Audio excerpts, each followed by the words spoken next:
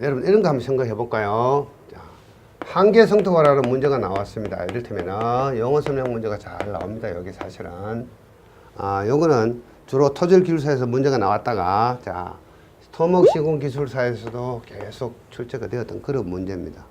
이런 한계 성토라는 문제가 만약에 나왔다 그러면 그냥 이렇게 해서 암기하는 방법도 있습니다. 불과 한 페이지니까 용어정의 한 페이지는 그냥 암기하시면 되죠. 근데 웬걸 여러분들요, 영어정의 한 문제만 갖고 할 수도 없고 13문제만 암기해서 늘 13문제만 나오면 좋겠죠. 그렇지 않습니다. 관리해야 될 문제가 엄청 많습니다. 근데 모든 영어정의 문제를 여러분들 암기를 하셔서 하겠다. 천만의 말씀이죠. 자, 암기 안 하면 어떻게 되느냐. 자, 이 한계 성토라는 개념을 알면 암기를 안 해도 됩니다. 제가 그림을 그리도록 볼게요. 자, 이런 게 있는데 어떤 집안에 성토를 하고자 한다. 요만한 높이로 성토를 했는데 한계치. 요렇게 성토를 해도 요렇게 활동 파괴가 일어나지 않더라. 요렇게 활동 파괴가 일어나지 않더라. 이런 개념이죠. 그때 안전한, 파괴되지 않는 안전한 높이를 한계 성토라고 이야기한다. 자, 그 다음에 제가 빨간 분필로 한계 성토 공식을 한번 적어 보겠습니다. 자, 이때 이 H 값은 어떻게 구하느냐. 이렇게 구합니다. 자, fs 곱하기 감마 t 분의 5.7 CU라는 계산 공식을 가지고 구합니다. 야, 저 서준우 대가리 좋으래. 5.7을 어떻게 암기했지? 자, 이건 어떤 문헌에 보면 5.1로 되어 있는 것도 있습니다. 자, 이것은 뭔가 하면은 어떤 그 토질의 특성에 따라 가지고 이 숫자는 달라집니다. 어떻게 암기했지? 이거 암기한 거 아닙니다. 압니다. 그냥 알고 있습니다. 한계 성토가 그러면 5.7이라고 저는 알고 있어요. 또는 5.1이라고도 알고 있어요. 이거는 이 5.7이나 5.1은 어디에 있습니까?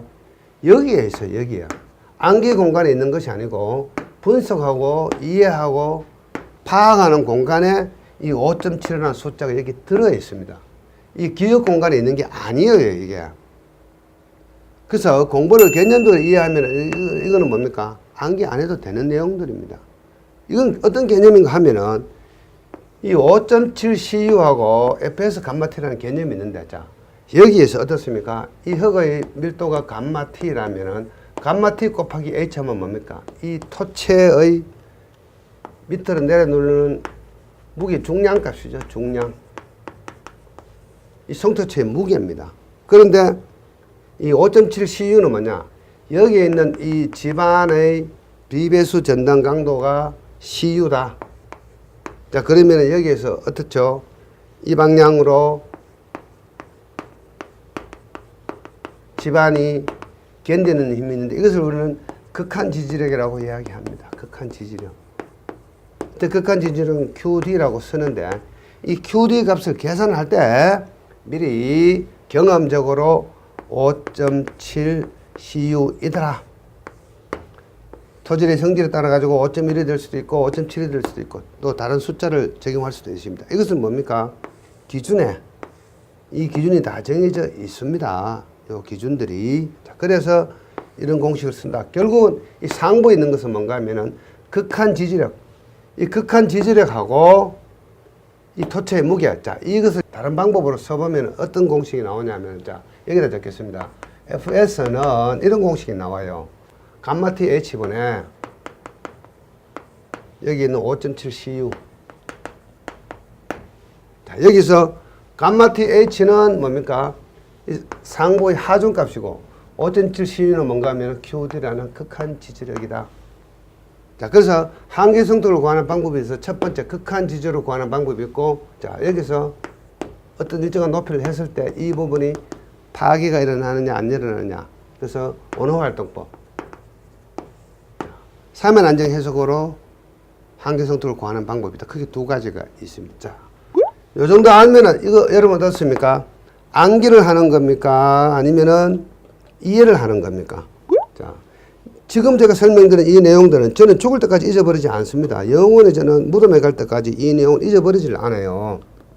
왜?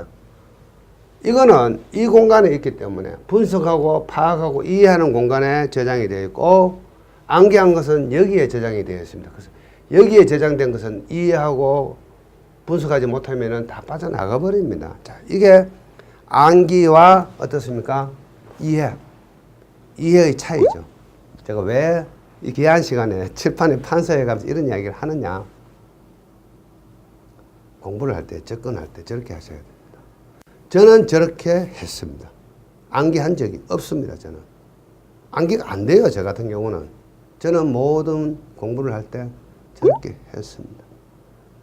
자, 그러면 기술사 공부하다 보면 암기 과목 있죠. 그건 어쩔 수 없이 꾸역꾸역 암기를 해야 돼요. 콘크리트 파트 이런 거 있죠. 어쩔 수 없이 암기를 해야 될 파트가 있기는 있습니다. 나중에 총론이라고 이야기하죠. 공정관리라든가 뭐 이런 것들. 저는 좀 게을러요. 그래서 저는 콘크리트 공부 별로 신경 안 썼습니다. 공정관리 쪽 저는 신경 안 썼어요. 그거 포기하면 되지. 지난번인가 118회 시험에는 콘크리트 문제가 좀 나왔어요. 뭐 그럴 때는 도리가 없습니다. 떨어지는 수밖에 없어요.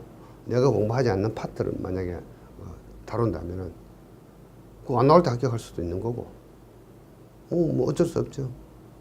자, 그래서 저는 지금 이제 저희 후배들이나 사람들이 공부하고 있는 그 방법들 인터넷에 가보면요 가관입니다. 공부하는 방법 공부하는 시대가 왔어요. 기술사 공부하는 방법을 좀 공부하고 있는 시대가 왔습니다, 여러분. 그냥 공부하기도 시간 바쁜데 언제 기술사 공부하는 방법을 공부를 합니까? 답안 쓰는 방법 공부하고요. 답안 디자인하는 방법 공부하고요. 아이템을 뭐 선정하는 방법 공부하고요. 이런 아이템을 쓰면 좋다 나쁘다 이런 거 공부하고요. 모르겠습니다. 그게 맞는 방법일 수도 있겠죠. 저는 제 이야기를 할 뿐입니다. 저는 제 이야기를 할 뿐입니다. 저는 이렇게 했고. 자, 그리고 대한민국 대부분의 기술사들은요. 딱 시험 달랑 한번 합격해 봤습니다. 물론 5관왕도 있고 그렇습니다. 뭐 기술사 5개씩 갖고 계신 분들도 있어요. 뭐 그런 분들은 뭐 5번 경험해 봤고. 저는 기술사 시험 지금까지 딱 한 번 쳐봤습니다. 2번 쳤다고 했죠. 근데 결론은 한 번인데. 그러고 나서 저는 뭐 다른 기술사는 욕심내 본 적도 없고요. 저는 토목신 기술사 하나만 있어도 충분히 뭐 직장생활 영위하고 현재 감리생활 영위하고 월급 받아서 집에 갖다 주고 애 키우고 우리 애가 지금 서로 직장생활 합니다만은 다 했습니다. 더 이상 뭐 다른 기술사 뭐 추구하겠다 이런 욕심을 내본 적 사실은 없어요. 자, 그래서 이 사람 머리는 두 가지 뭐 다른 것도 있겠지만 분석하는 머리가 있고 메모리하는 머리가 있습니다. 어느 걸 선택할 거냐 그건 여러분들 자유입니다. 내가 암기력이 엄청 뛰어나다 이러면 어떻습니까? 암기해야 돼요. 공부하시면 안 돼요. 여기저기 다니면서 누가 멋들어지게 적어놓은 답안을 프린트 해가지고 그거 싸그리 암기하면 여러분들 합격합니다. 자신 있으면 암기하세요. 뭐 때문에 고생스럽게 공부합니까? 공부하면 머리가 얼마나 아픈데요. 세상에 최고 힘든 게 공부입니다, 사실은. 그래서 공부하기 싫으신 분들은 암기로 줄창 가시면 돼요. 암기로.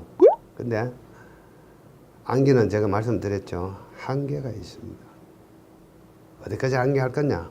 여러분 자신 있으면 하시고 도무지 암기 꼭 해결이 안 되면은 뭘 해야 됩니까?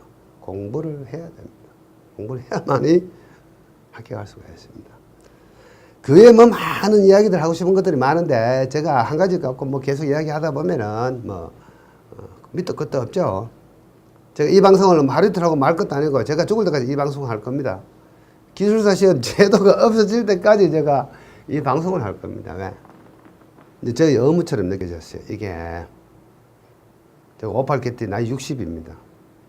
아직 현장 생활 하는데 어떻게든지 제가 기술사 공부하시는 분들한테 최상의 정보를 드리고 싶어가지고 어떤 이런 방송도 하게 됐는데 제가 말할 수 있는 기운이 있고 제가 끝까지 할 겁니다.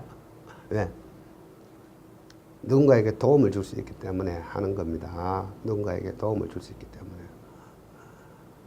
여러분들 선택 잘 하셔야 됩니다. 선택은 복불복. 가위바위보하고 똑같습니다. 이렇게 되면 여기 지는 거죠.